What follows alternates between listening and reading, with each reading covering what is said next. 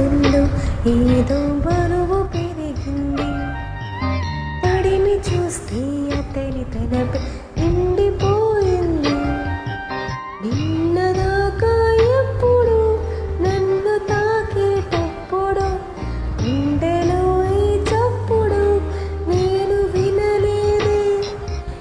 అలసరి హృదయమా అనుమతైన కడగ తెలుసునా తెలుసునా మనసుకి